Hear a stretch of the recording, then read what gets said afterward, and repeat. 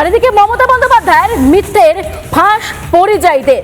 মমতার আশ্বাসে ভরসা নেই পরিযায়ীদের, কাজের জন্য ভিন রাজ্যেই ভরসা শ্রমিকদের। ৫,০০০ টাকায় সংসার চলে কি? তামিলনাড়ু থেকে প্রশ্ন সংখ্যালঘু পরিযায়ী শ্রমিকদের। সোশ্যাল মিডিয়াতে ভিডিও পোস্ট তরুণ জ্যোতি তিওয়ারির ভিডিও পোস্ট করে দাবি করেছেন তরুণ জ্যোতি শ্রমশ্রী প্রকল্পের ঘোষণাই সার, কর্মসংস্থানের প্রকৃত তথ্য প্রকাশ্যে পরিযায়ী শ্রমিকদের। ৫,০০০ টাকা কি সংসার চলে? এ প্রশ্ন তুলেই তামিলনাড়ু থেকে প্রশ্ন সংখ্যালঘু পরিযায়ী শ্রমিকের। উনি বলছেন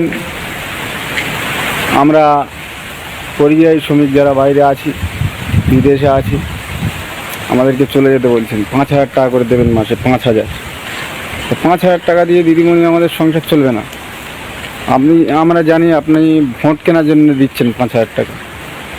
ভোট মিটে গেলে আর সংখ্যালঘুদের চিনবেন না, আর আমার হিন্দু ভাই বোনেদের কাউকে চিনবেন না। ভোট হয়ে গেলে ৫,০০০ টাকা আপনার ওই পর্যন্ত দেওয়া শেষ। আপনি ভোট কেনার জন্য দিচ্ছেন, দরকার নেই আপনার ৫,০০০ টাকা। আমরা তামিলনাড়ু ১৮,০০০ ১৯,০০০ টাকা মাসে ইনকাম করি, আপনি আমাদের দেবেন ৫,০০০ টাকা। তো সংসার চলবে? আপনার ওই চোর নেতাগুলোর দিন, যারা চোর আছে, তৃণমূলে যারা চোর, আমাদের টাকা দিতে হবে না, আমাদের লাগবে না, আমরা খুব ভালো আছি। বুঝেছেন দিদিমণি?